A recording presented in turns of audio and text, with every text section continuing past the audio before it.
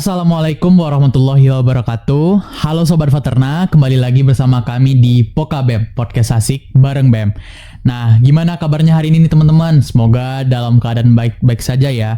Nah, sebelumnya perkenalkan, nama saya Ditya Pratama Marse, selaku Kepala Dinas Bidang Komunikasi dan Informasi BMKM Veterna, Kabinet Onagodori. Nah, pada kesempatan kali ini Adit gak sendirian nih, Adit ditemani oleh... Oke, perkenalkan Sobat KM Veterna, perkenalkan nama saya Muhammad Fadli, selaku Kepala Dinas Sosial Politik di BMKM Veterna, Kabinet Onagodori. Oke, pada kali ini Sobat, kita kedatangan tamu yang sangat-sangat spesial banget nih, dimana beliau tersebut merupakan pimpinan ataupun tahta tertinggi di Fakultas Peternakan, yaitu Ibunda Profesor Dr. Insinyur Mardiati Zain, MS.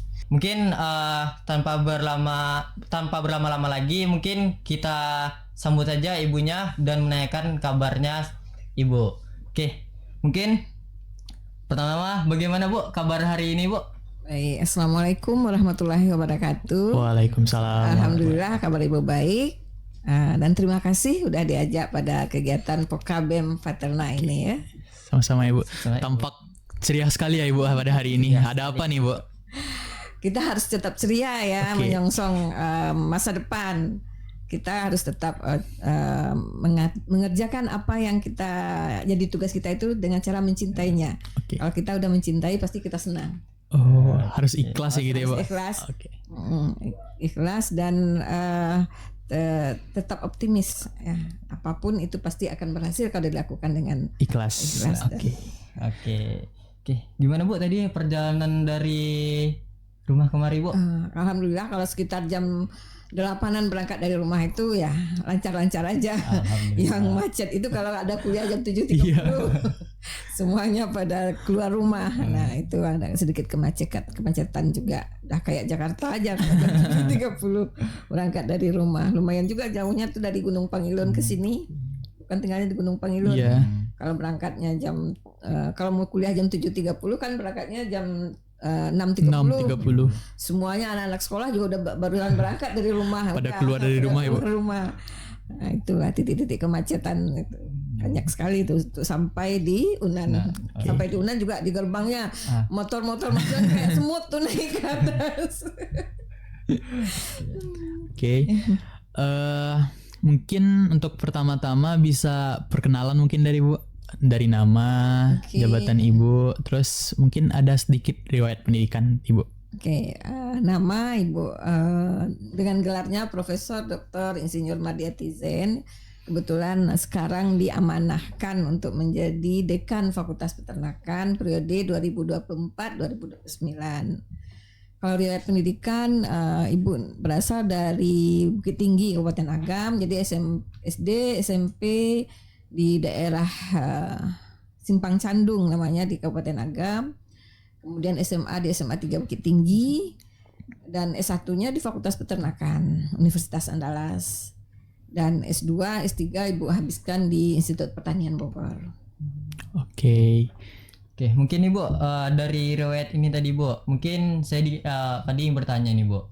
Dari SMA Ibu kan pasti tuh ingin berkeinginan tuh kuliah atau memilih jurusan yang Ibu inginkan gitu Bu. Sebelumnya jurusan apa sih Bu yang Ibu inginkan gitu? Ya sebetulnya peternakan ini bukan jurusan Ibu yang inginkan sebetulnya. Ibu ya maklumlah, Anda pasti tahu kalau dulu tuh orang tuh kepinginnya jadi dokter gitu ya. Nah Ibu juga satu-satunya cita-cita mau jadi dokter. Nah pas belum pendaftaran itu ada namanya Spenmaru kalau bagi Ibu dulu. Nah hanya ada 2 pilihan gitu kan. Jadi kalau ada 3 pilihan, 2 IPA 1 IPS. Nah Ibu milih waktu itu fakultas kedokteran. Keduanya Fakultas Peternakan, ketiganya Fakultas Ekonomi. Nah lulusnya di Fakultas Peternakan. Ibu aja sendiri belum tahu apa ya itu Fakultas Peternakan. Seperti itu. Nah tapi Ibu berpikir kalau kita memang udah diluluskan di sana, berarti Tuhan udah mentakdirkan kita di sana. Dan kita harus mencintai hal itu. Nah Ibu mulai explore apa itu Fakultas Peternakan dan segala macamnya. Ya akhirnya mencintainya, jadinya suka di Fakultas Peternakan. Dan akhirnya apa yang terjadi, ibu lulus S1-nya itu waktu kami dulu farm experience-nya ini lamanya 6 bulan loh. Makanya enggak ada yang akan lulus kurang dari 4 tahun. Nah, di saat itu.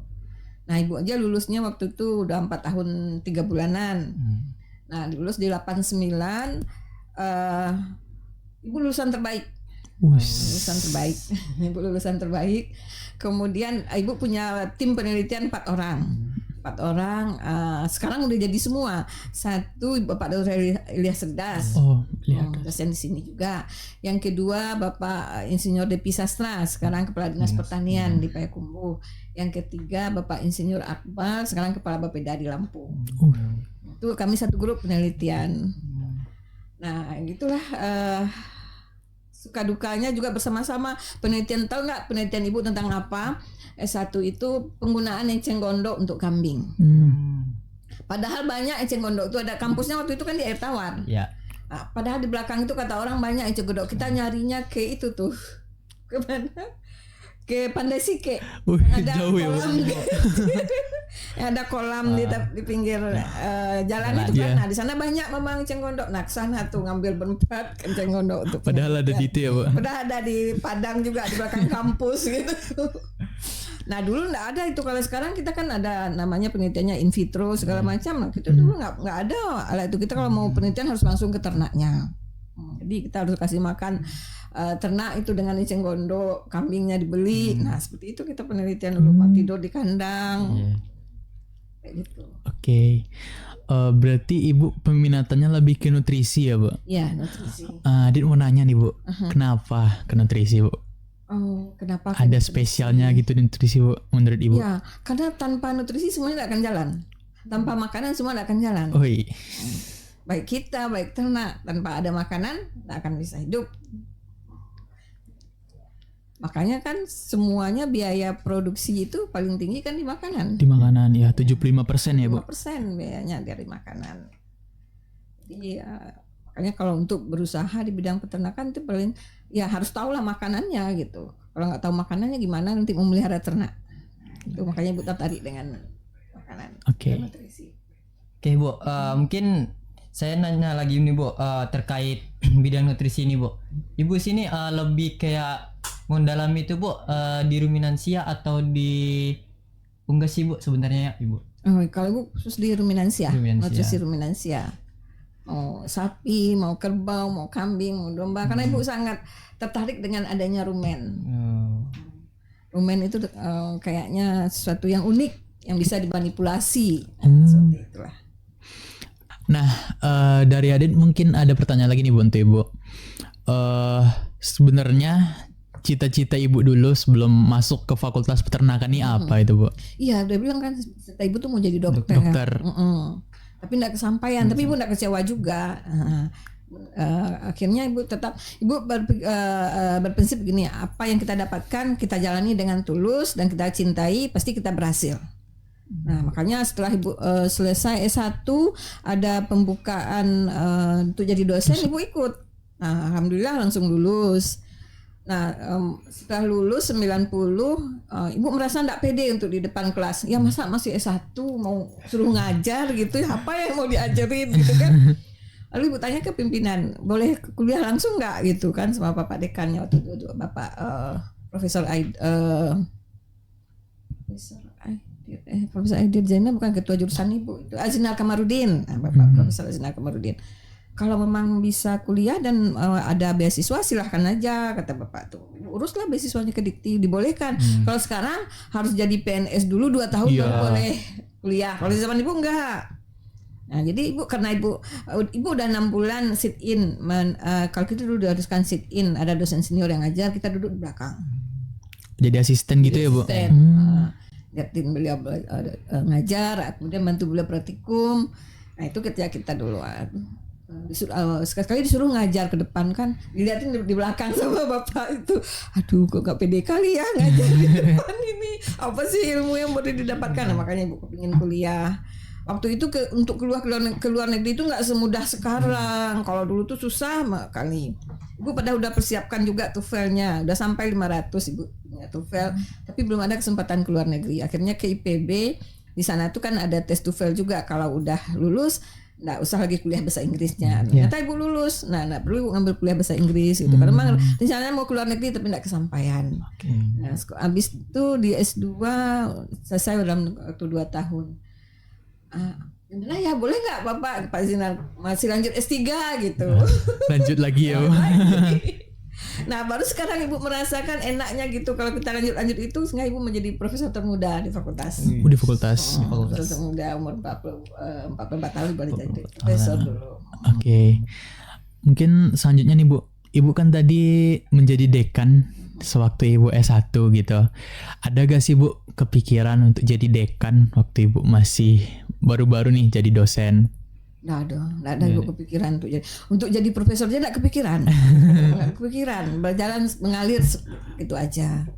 Nah untuk jadi dekan ini Bu nggak ada pernah pikir jadi puncak pimpinan tuh nggak ada. Mungkin mau jadi ketua jurusan, mau jadi wakil dekan, nah itu boleh lah gitu. Nggak ada ibu kepikir untuk jadi dekan sebetulnya.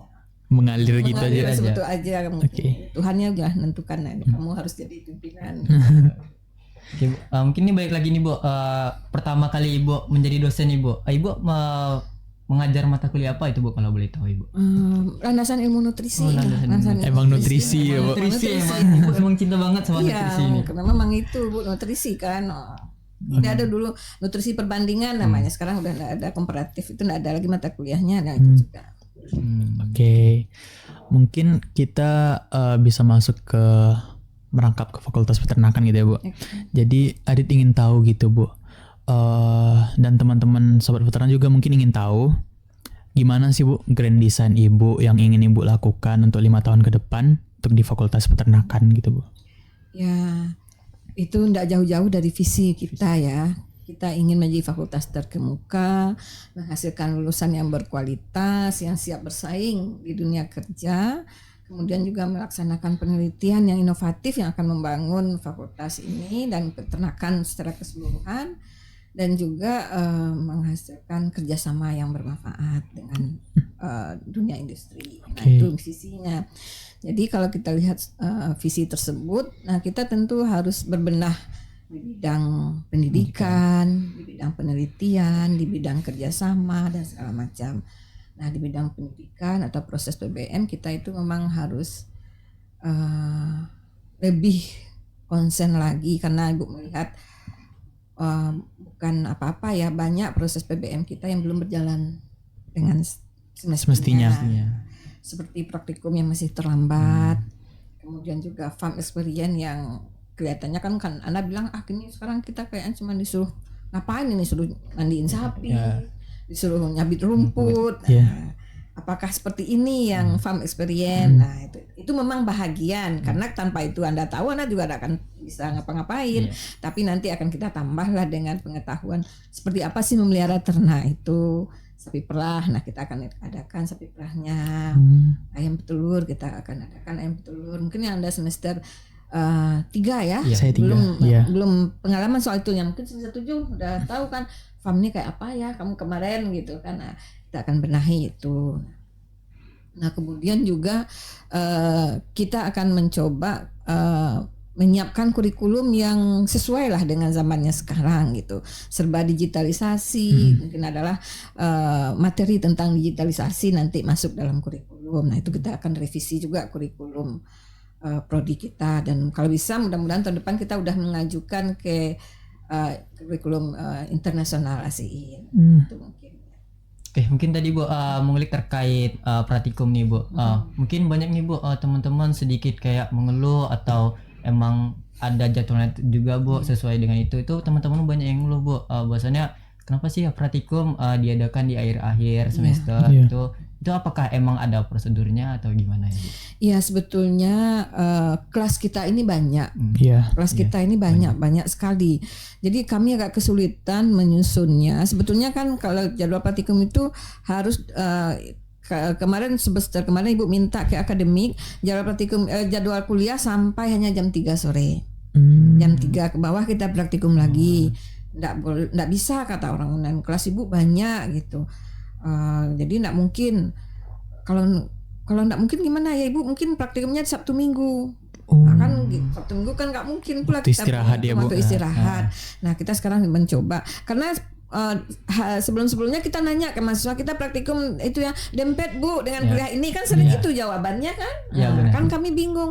Jadi sekarang kami di bidang 1 nih Bu. Kita kan sekarang punya dekan, ada wakil dekan 1, wakil dekan 2, ada manajer 1, ada manajer 2. Iya. Nah, wakil dekan 1 dan manajer 1 ini urusannya kemahasiswaan dan akademik gitu. Bu udah bilang sekarang kita harus susun mata kuliah yang ada jadwal praktikumnya sekalian. Jadi biar mahasiswa tuh enggak dempet-dempet. Dia kalau ngambil mata kuliah ini praktikumnya hari ini. Jadi dia bisa ngambil pula mata kuliah lain yang enggak dempet dengan jadwalnya. Itu yang akan kita coba susun. Kalau untuk semester ini terpaksa kita ada yang praktikum Sabtu Minggu.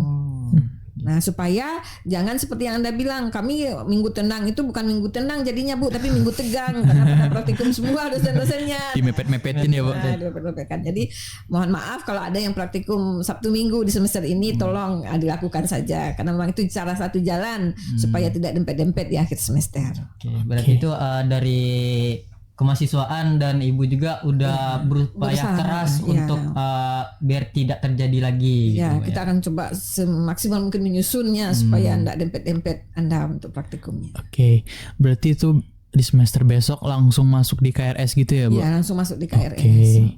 Nah, kembali lagi nih Bu, untuk farm experience itu tuh bakal tetap dilakuin di semester akhir atau bakal dipindahin ke agak ke tengah atau gimana gitu, Bu?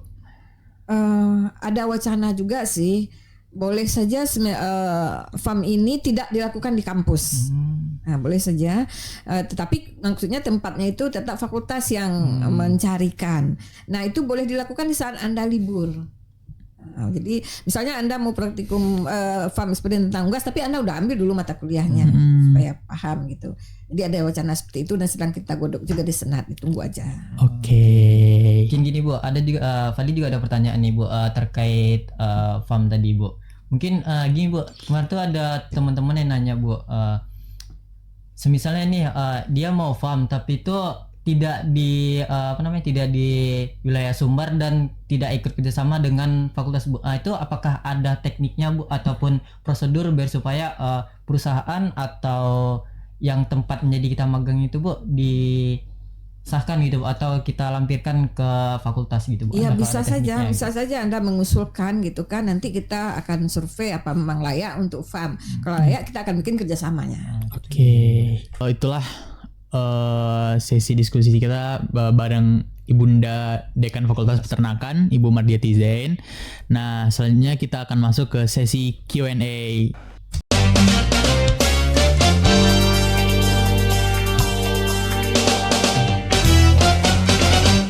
Oke. Untuk sobat KM Veterna nih, ada beberapa yang kami persiapkan untuk yang bertanya. Itu ada pertama itu ada dari Farazifa _222.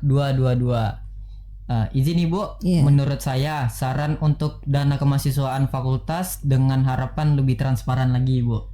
Oke. Berupa saran mungkin ya Bu, dari Farazifa. Saran. Ya, boleh.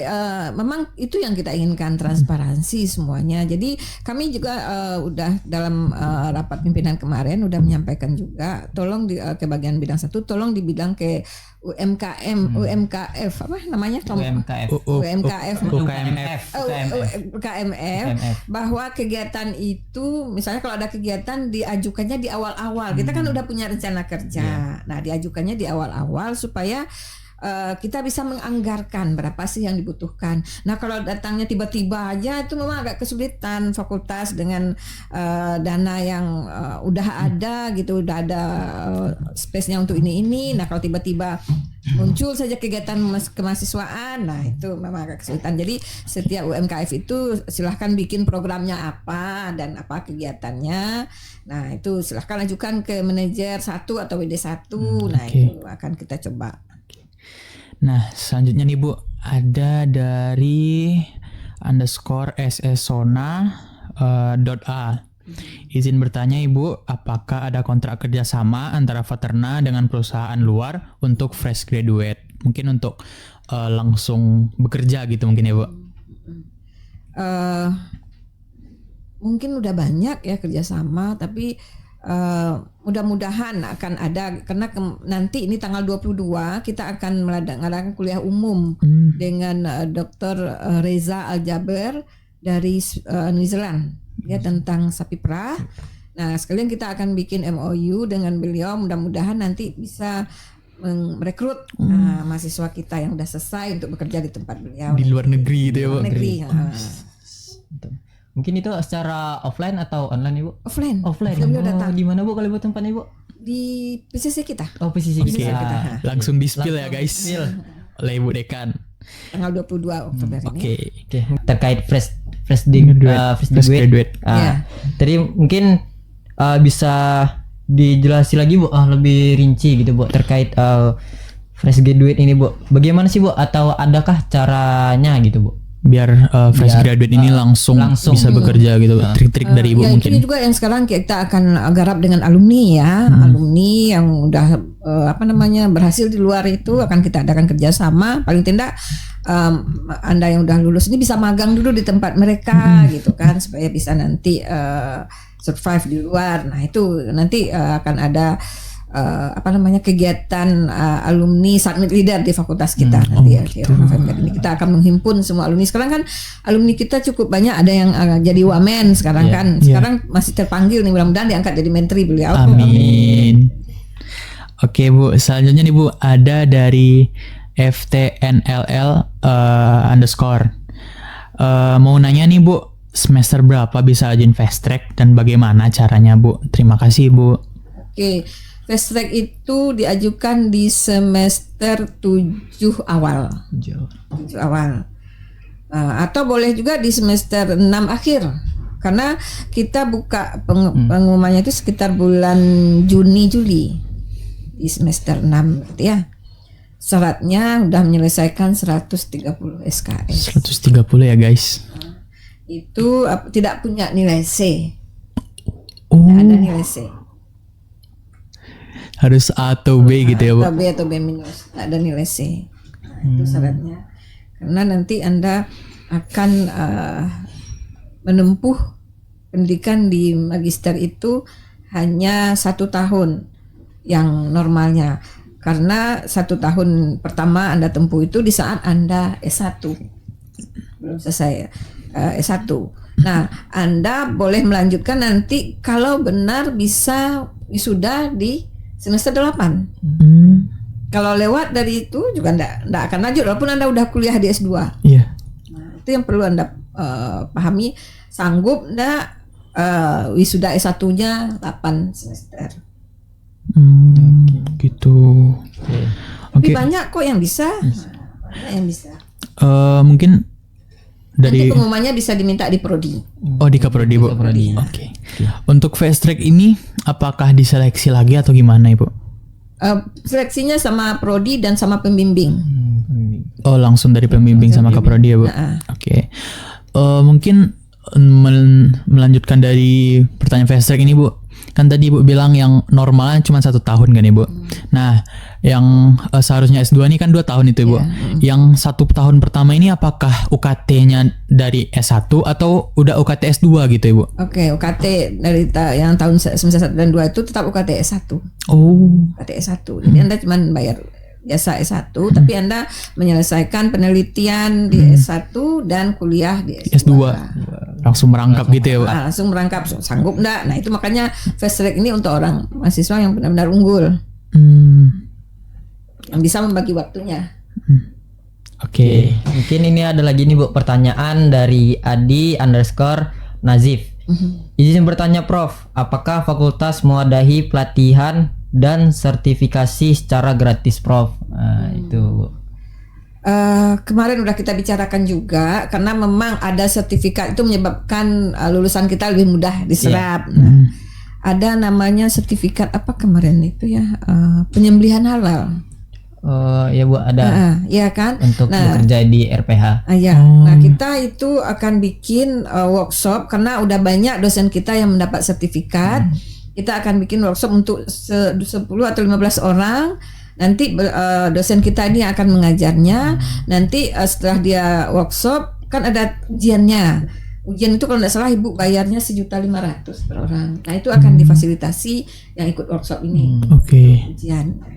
Kita coba juga dulu dengan 15 orang dulu lah seperti itu ya, kita kata baru mulai nih. Nanti kalau udah berhasil dan memang dampaknya cukup besar ya kita akan coba cari dana untuk itu. Selanjutnya Ibu ada dari Aidil 1512. Sudah 61 tahun nih Bu, peternakan berdiri, tetapi akreditasinya masih belum unggul. Nah, dari Bang Aidil nih mungkin ingin bertanya, bagaimana langkah yang akan Ibu ambil untuk membuat akreditasi kita lebih naik gitu Bu? Memang udah ada rencana tahun depan itu akreditasi harus submit ke ASIIN internasional. Nah itu semuanya harus implementasinya itu adalah RPSOBE namanya kan. Nah jadi nanti Anda mungkin akan terkaget-kaget dengan cara dosen mengajar gitu, tapi tetap harus kita lakukan seperti itu kalau untuk mau maju. Unggul ya Bu. Nanti kita berusaha semester bukan unggul lagi, kita maunya ASIIN internasional. Ya, internasional. Mungkin hanya itu 5 pertanyaan yang kita ambil dari sekian banyak pertanyaan yang masuk ke Instagram BMKM Veterna. Nah selanjutnya nih mungkin kita mintakan closing statement gitu dari Ibu, motivasi bagi teman-teman Fakultas Peternakan agar lebih bisa berprestasi dan semangat belajarnya jadi lebih di up lagi gitu. Tidak ada rahasia untuk sukses ya. Itu semua ada hasil kerja keras dan belajar juga dari kegagalan. Jadi nggak ada yang orang itu yang langsung bisa sukses saja, pasti menemui kegagalan. Nah, jadi ya jangan percaya ini udah bisa berusaha seperti ini, tapi dia udah jungkir balik untuk sampai ke sana. Pasti. Nggak ada yang instan. Kemudian pendidikan itu adalah senjata yang paling mematikan dunia nih. Jadi kalau Anda ingin mengubah dunia, nah kejarlah pendidikan itu dan jangan lupa terus bekerja keras dan berdoa. Mungkin terima kasih Ibu sudah berkunjung ke podcast BEM di sela-sela kesibukannya ya Pak. Iya. Sebentar lagi ibunya juga ada kegiatan. Disempatkan ya, ibu pas untuk diangkat gitu. Ini langsung gaspol karena banyak sekali tugas-tugas yang harus dilakukan. Ada dies, ada ini, nah bingung juga. Oh ya kalau boleh tahu, Ibu nggak tahu nih apa sih istilah onagadori ini? Jadi onagadori itu ayam unik Bu dari Jepang. Jadi onagadori itu ayam unik dari Jepang. Itu tuh punya ekor panjang gitu Bu. Itu tuh ada beberapa simbolisnya. Gitu. Mungkin terima kasih sekali lagi Bu. Untuk Sobat Veterna juga ucapan terima kasih dari kami sudah menyaksikan sampai habis. Mungkin untuk Pokabem ini merupakan episode terakhir, episode penutup kami. Terima kasih kepada teman-teman yang sudah menonton dari episode 1, 2, dan 3. Semoga teman-teman dapat mengambil motivasi biar lebih dapat berprestasi lagi untuk kedepannya. Mungkin Adit akhiri aja ya Bu. Boleh. Adit akhiri, wabillahi taufiq wal hidayah. Wassalamualaikum warahmatullahi wabarakatuh. Terima kasih Sobat Veterna.